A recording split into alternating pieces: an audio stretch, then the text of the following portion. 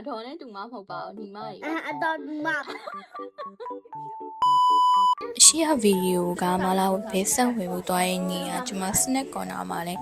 အဲ့ရေခဲချောင်းလေးဝင်ခဲ့ပါသေးတယ် လူမရ အခုကတော့ကျမတို့မလာဘဲဆက်စားပြီးစပြဲလန်နေရအောင်ဒီတရသီးရေခဲချောင်းလေးနဲ့ခြုံတဲနေရပါရှင်သူကလေအချိုတော့အရန်မကဲဘူးပေါ့နော်ဒါပေမဲ့လေရေခဲချောင်းကရေခဲရဲ့အသားရေခဲချစ်လိုအသားမျိုးဖြစ်နေတာပေါ့နော်ရေခဲချောင်းရဲ့အသားစမိုးဖြစ်လေးမဖြစ်နေပဲနဲ့လေရေခဲချစ်လိုအသားကြီးဖြစ်နေရပါကျမတို့ဝယ်စားခဲ့ရတော့တစ်ခုလို8500ပေးခဲ့ရပါတယ်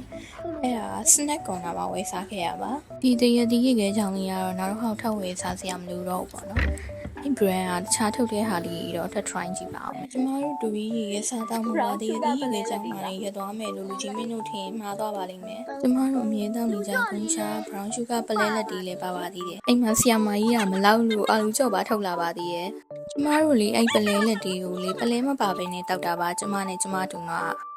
ယူရိုလီခုံချာအဲ့ train မတောက်ဘူးတင် try ကြည့်ကြအောင်တော့အရန်ကောင်းနေကျမတို့မလာပဲသက်စားပြီးချုပ်တဲတာဒီလောက်နဲ့ပြီးပါပါပြီ bye bye